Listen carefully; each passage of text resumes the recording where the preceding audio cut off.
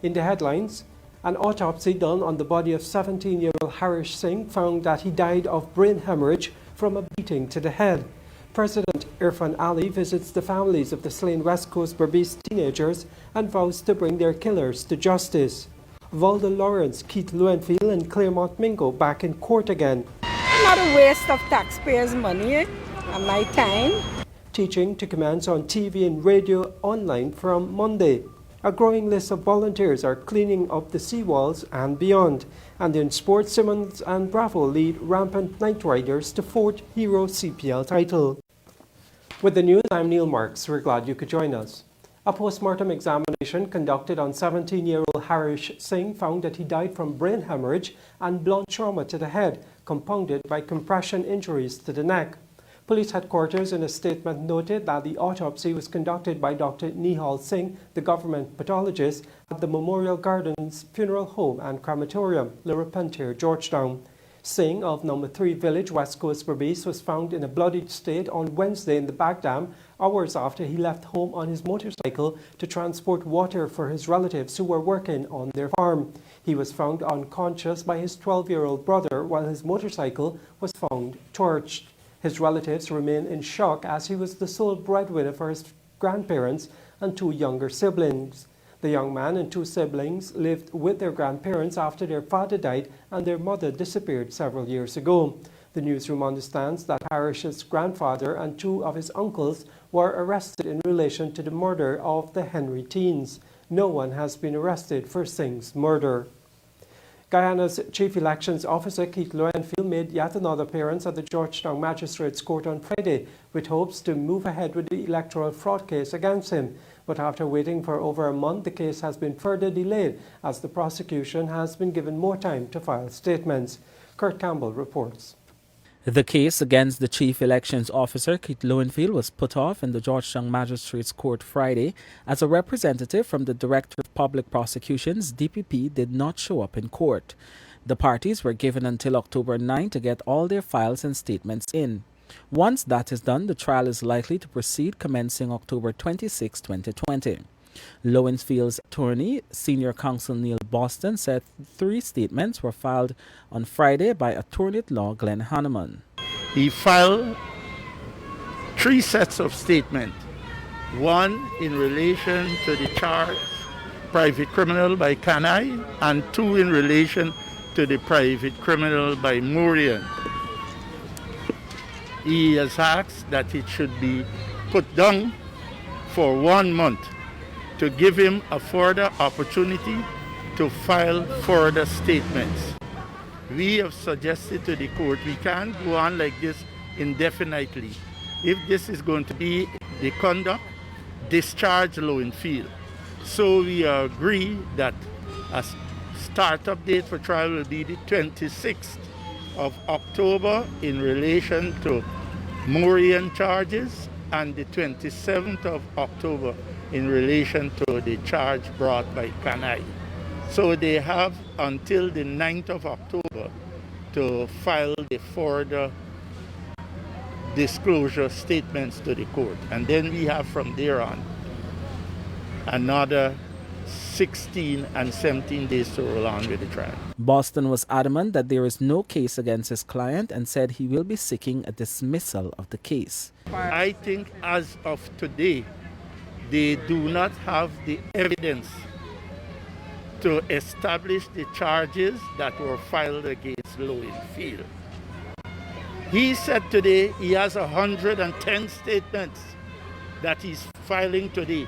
If he filed 110 statements today and he filed about 20 statements before, if you put 130 statements and you can't establish a prima facie case against the accused, then it's a time-wasting exercise.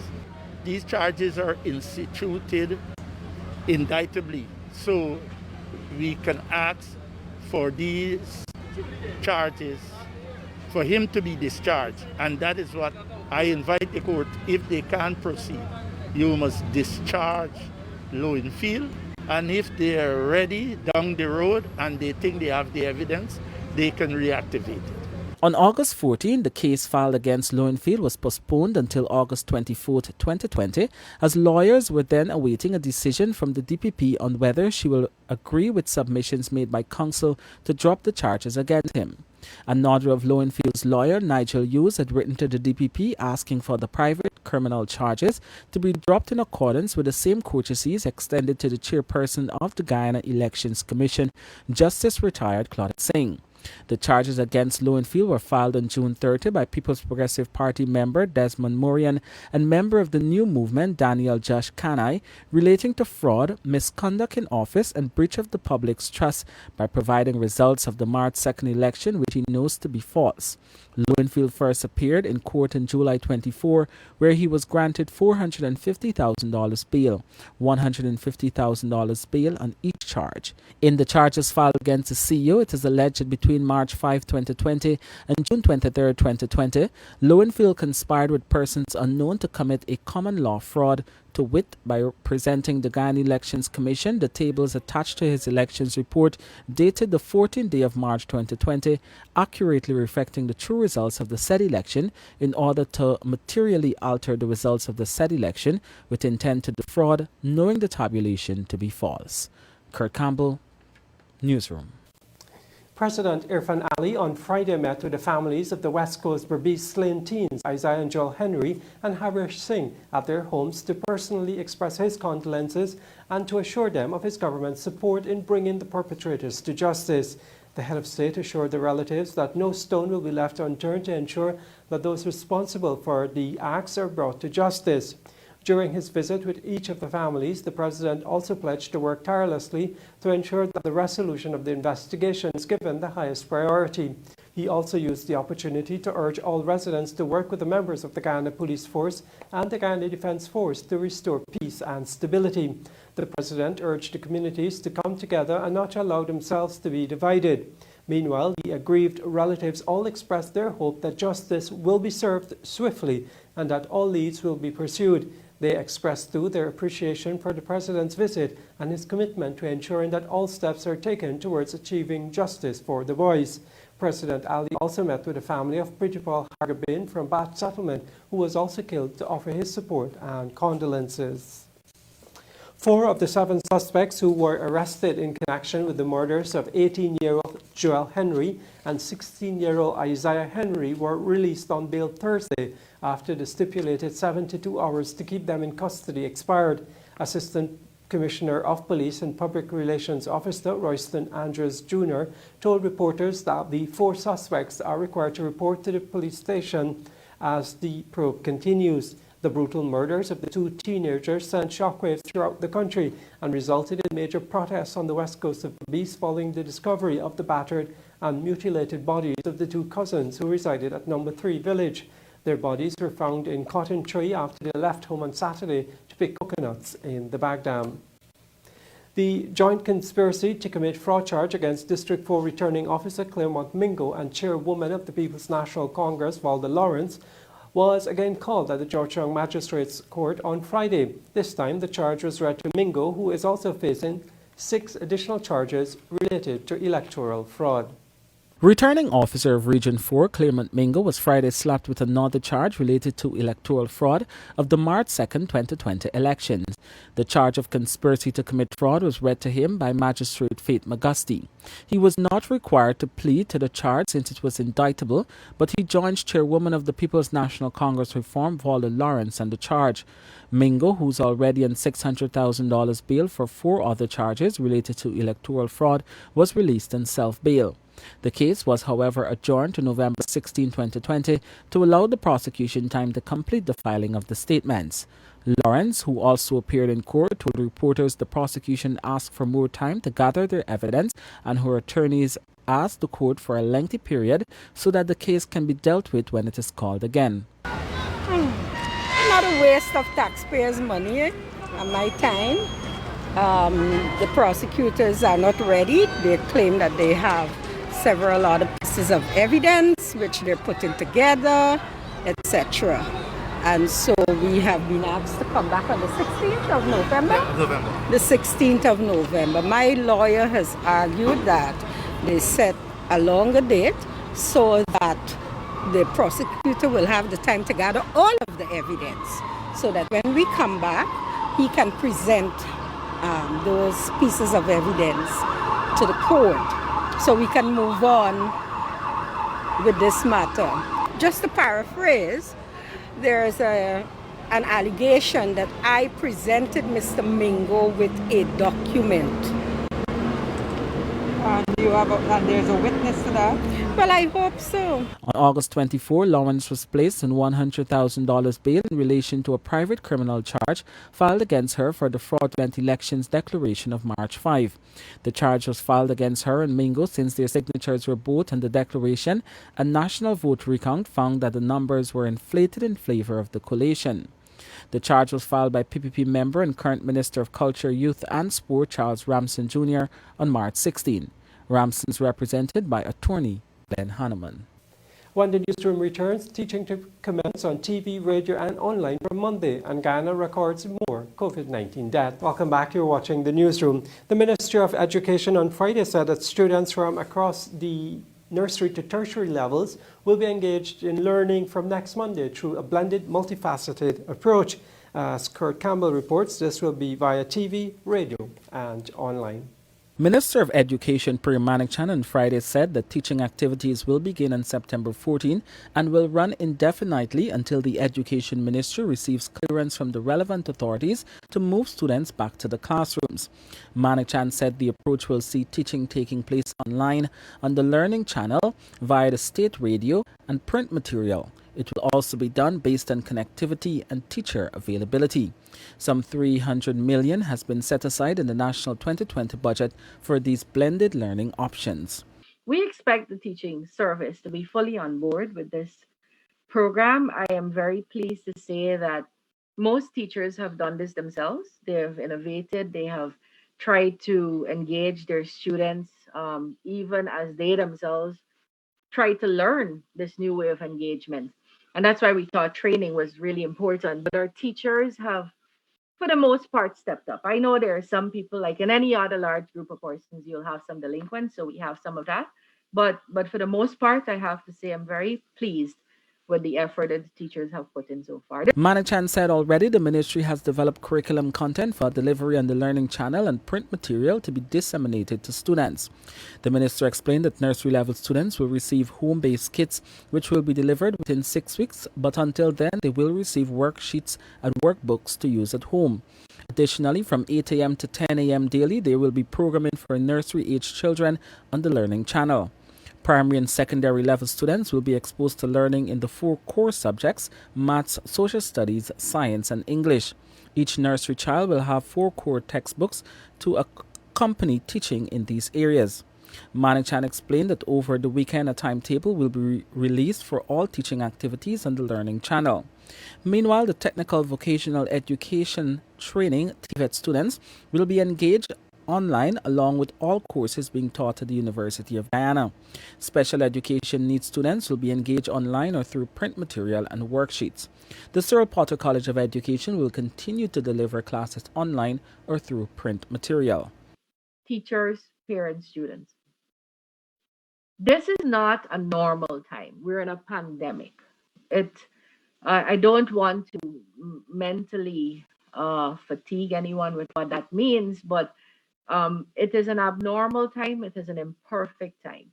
We have to improvise what we have. And most parents live to see their children do better than they have done. Most parents live to see their children succeed at life in a way that they only dreamt of.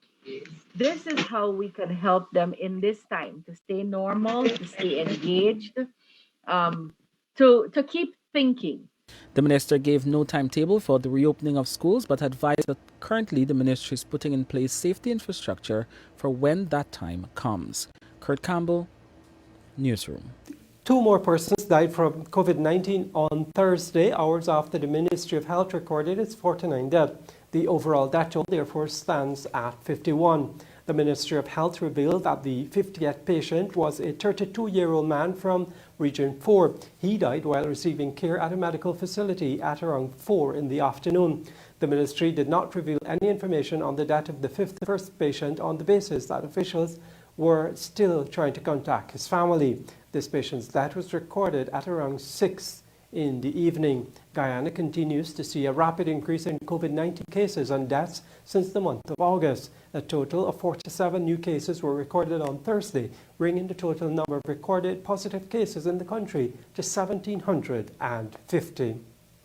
Minister of Education Priya Manik-Chan on Friday said that Dr. Paloma Mohammed has her full support in executing her duties as the 11th Vice-Chancellor of the University of Guyana.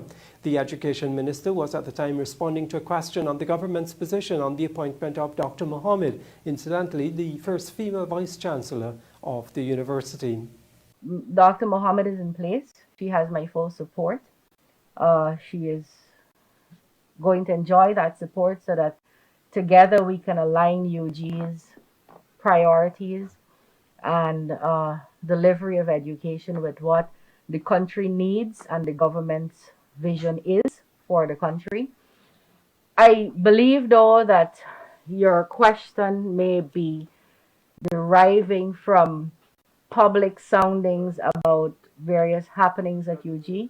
I don't think Dr. Mohammed can be unaware of how concerned people are about the university becoming politicized.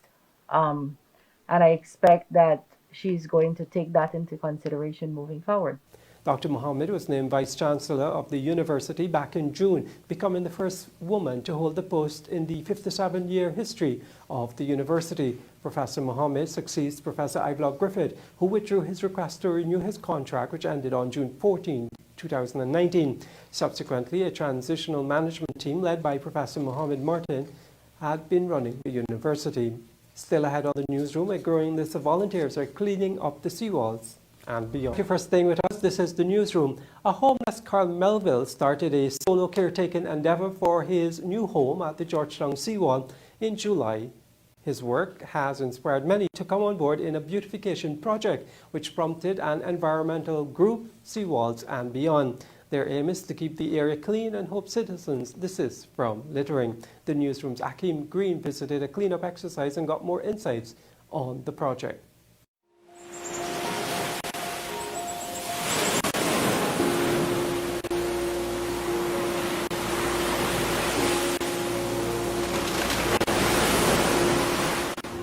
Our just let the viewers know we are 6 feet apart, and that is the reason for us not wearing any mask during this interview. Or we had quite an ambitious effort to actually undertake the seawall cleanup. As you said, you're the first following this project. What made you come on board in it? Right, so when I saw Carl Melville, on the 27th of July, he was out here cleaning up. I stopped to chat with him to find out on what initiative he's doing it, and I was happy to know that he was doing it all by himself. Nobody asked him. And I spoke a bit with him, and the following day I wrote a short story on my Facebook, and it gained some traction, and the movement grew from there. But in terms of what encouraged me was this particular space that we have. I call it our little brown beach. It's the place we bring our children to enjoy the seaside, but it's so troubling when you see it overcome with plastic waste and other waste. So the fact that somebody had started cleaning up, I said, you know what, I'm going to come and join him. And it grew from there, and so now it's pretty much a movement. It's spread to a few communities along the East Coast, even in Berbice. Persons want to know how they could start doing a similar cleanup effort.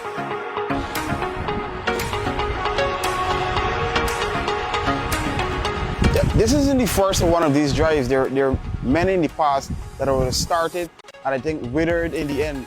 What makes you think this will be different and able to sustain and continue along its progress?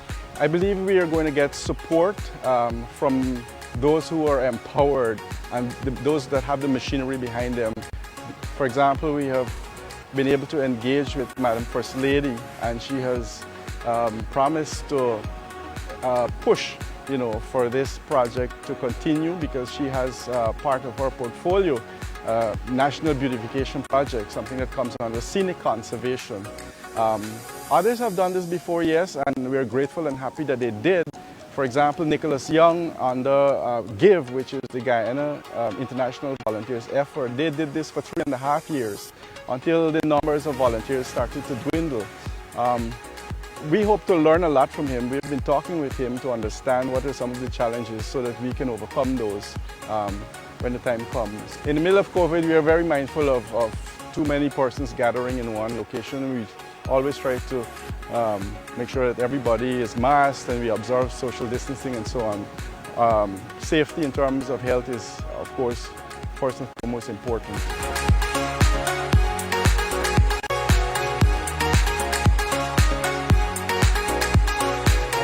What prompted you to come on and join this project? I'm certain there were other initiatives you may want to do in life, but what made you so interested in this one? Actually, I'm a regular visitor out here in the mornings. I love to bring my dog out here, and not only it's a form of relaxation, you know. So when I saw the write-up, Seawalls and Beyond, I became very interested. And every time I would come out here in the morning, I would always be upset about the garbage and the littering that we have out here. So when I saw Seawalls and Beyond and the write-up about Carl Melville, I came out here and I met him in the morning and we sat and we started to chat. I love it. I can come and do this forever. Actually, I'm thinking about it. You know, when you're old age and you don't have anything to do, this is a form of exercise. So a lot of big girls and boys could come out here and, you know, make a difference. Not only that, we have a lot of kids that can also come out here.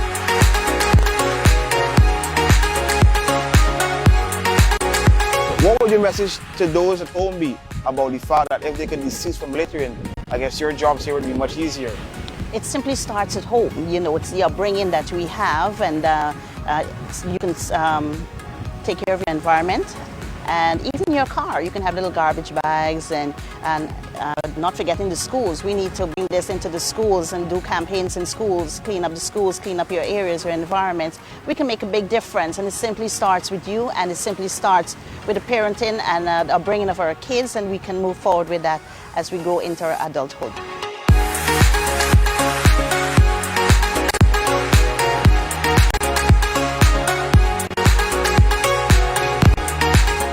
What are you looking to ensure, I guess, from the authorities level, there is enforcement of these fines of littering so that, you know, projects like these would have to always be starting over? Indeed, there is this constant problem of ocean trash. It's a global problem. We're not excluded. But for a small country with a small population, we can do a lot to solve that problem. A lot of the garbage that washes up at the high tide, it's local. It's coming from further up the east coast. Some of it comes through the Demerara River as well, when it goes out through the channel and the tide brings it back.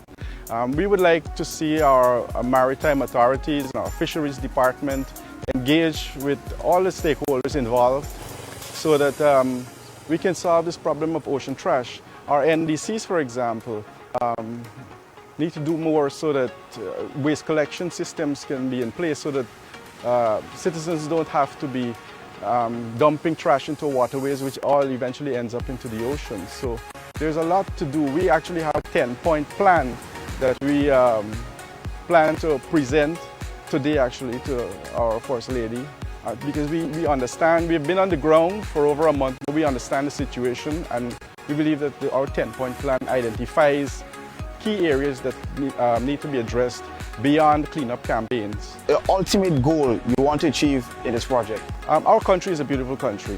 All we need is a little care, and we want to demonstrate how it can be done from a community level, because we're all part of a community of people who enjoy the space. I mean, that's how we begin to become organized. We just persons who come out here and we see someone helping and we join. So we hope that this can be a catalyst, a spark that can trigger, you know, it can be a nationwide movement.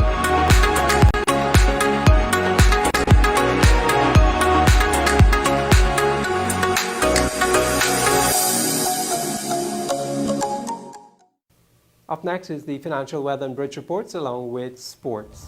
Welcome back. You're watching the newsroom. It's time for sport. New West Indies women's assistant coach Corey Collymore has said he's impressed thus far by young Guyanese all-rounders Shabika Gajnabi and Cherianne Fraser as they prepare for 5 T20 internationals against hosts England. Akim Green reports. Gajnabi, a 20-year-old Barbadian, has a record of 215 in the local inter-county competition and is seen as a bright prospect by many. She is also a competent medium pacer, while Fraser, who's just a year older, offers quite the same. Speaking at the virtual press briefing on Friday, Collymore said while he's new to the team, he has seen great potential in the duo. I think Gadzinami is actually a good all-rounder, not just a good batsman. You mentioned she's a prolific scorer. From what I've seen, she has some good bowling skills, and she's got a very good arm, throwing the ball from the boundary. Good fielding skills as well, anticipates well from what I've seen. So I think the future is bright. There's also Cherry Ann Fraser from Jamaica. I think those are, from Guyana as well. And those are two girls for the future, I think could develop into quality all-rounders. Shermaine Campbell, Shanita Gridman, and uncapped left-arm spinner Casey Schultz are the other Guyanese players in the 18-member squad. The coach indicated that Schultz is still a work in progress. Casey has settled in well. She speaks a lot about her rhythm. She was one who she thinks she's a bit short of work. Over the past couple of weeks, we've been doing a lot. We still have to manage the players' loads, our workloads, with return to training and competition. So for me, it's still a work in progress. The two sides have met 19 times and both share 8 victories, while the other 3 are a tied match and 2 abandoned. In England, West Indies women have only won once of the 8 encounters, 5 going to England and 2 abandoned. To improve such a record, the former international cricketer believes their fielding will be of optimum importance. I think fielding will play a very big part in the UK. Cold weather, some of them coming for the first time, also coming on to winter time, and I think our fielding would definitely play a big part. Should really top up on fielding a lot more. West Indies women will be looking to get the better of the hosts who prevented them from reaching the knockout stages of the World T20 tournament in Australia early this year, when they won their group clash by 46 runs to progress to the semi-finals. The first T20 international is September 21st. For the newsroom, Akin Green. Adapting to different scenarios was key to Trinbago Knight Riders putting up a better batting display than the other teams in the Hero CPL 2020. That's the assessment of Captain Kieran Pollard. The 4-time champions were the only side to post a 175-plus total in the tournament, doing so 3 times while having the most 150-plus totals overall when other teams generally struggled. This TKR team make batting conditions look different from everyone else? I think it's because the mentality, and you just remember, one of the first meetings when, it was looking a bit dicey in terms of how the other team played on the pitch, straight away Dwayne and myself, shut that right down. We're not going to play, the pitch, we're not going to play the conditions, we're going to play that wrong wide thing. And again, we showed the difference in our team and the rest. We were able to adapt to different scenarios. We knew each and every time that, once we set up the game, we're going to finish well. We have the power in the back of it, and that was part and parcel of it. And having the experience of the guys right through, our batting lineup really helped. Lendl didn't score much runs in the first 4 or 5 games. We stuck to him because we know what he can do. And when you're watching the back end of the tournament, look what he has achieved. Each and every individual who came in, did their part. Young T and Webster, each and everybody. If you look at this game, we didn't play Narayan, Bravo didn't bowl, Monroe, guys who have been an integral part of TKR, and we're still able to be champions because of the way that the guys, believe in what we wanted to achieve. Darren Sammy is understandably disappointed with the result of the Hero CPL final against Trinbago Knight Riders, but the St. Lucia Zoo skipper is proud of the efforts of his players during the tournament. Speaking at the post-match presentation, Sammy said they were beaten by a very experienced side. I'm really proud of the guys, Bish. The starting of the tournament, nobody thought Zooks would have been there. We've been resilient, we've showed commitment. We've played a brand of cricket that shows, you don't need superstars. Once you are effective and you believe in your team. And these guys over there, they've done really well. To get there.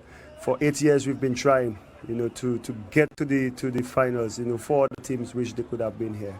We were disappointed, but like I said to them in the hurdle, you got to keep your head up. We were beaten by a very experienced side. We pushed them. I think all 3 games we've played, all 3 games we've played against them in the tournament, we really pushed them, and I'm really proud of them. And what do you want the fans of the St. Lucia Zouks and the nation to understand about you and your team? We never quit. Look, the messages that was coming through over the last few days, St. Lucia was buzzing.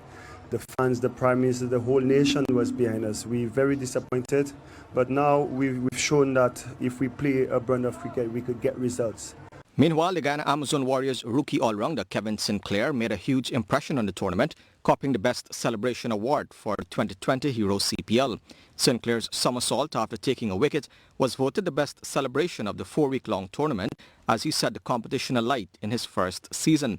The right-arm off-spinner copped 5 wickets in 5 games, going at an excellent economy rate of 4.35 runs per over, bowling primarily in the power play. He also played a role of opening batsman for Warriors alongside Brandon King, but had limited success, scoring just 9 runs in 3 innings. Contributing with the bat is one area Sinclair is aiming to improve on next year, should he get a chance to play another CPL. Golden Jaguars defender Matthew Briggs has signed a 2-year deal with Volleyball Club FC, one of the most successful clubs in Denmark. Briggs, now 29, was once the youngest player to ever feature in the English Premier League with Fulham FC.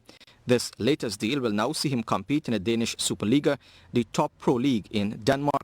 The club said Briggs has been on the training ground since the first week of the summer start and participated in all the pre-season matches. Briggs, who first played for Guyana's senior national team in 2015, has represented England at the various youth age groups from under 16 through to under 21. And finally, the England and Wales Cricket Board says it remains committed to diversity and equality after West Indies legend Michael Holden criticised the decision for players to stop taking a knee. England and West Indies players and staff took a knee before each of the 3 test matches in July, and players wore a Black Lives Matter logo on their shirts. But that did not continue into the Pakistan series or the current Australia Limited Overs matches. Former fast bowler and current Sky Sports commentator Holding described the reasoning for the decision as lame and said the excuses given by England and Australia were, quote-unquote, a bit flimsy. An ECB statement on Thursday read, and I quote, "Our response to the Black Lives Matter debate has been to view the issue alongside the whole inclusion and diversity space to ensure that long-term and sustainable change happens for all communities who are not treated equally." End quote. That's our broadcast for this evening. I'm Neil Marks. You can get breaking news and sport at our website newsroom.gy. You can also follow us on Facebook, Twitter and Instagram. We'll be back here on Monday. Take care.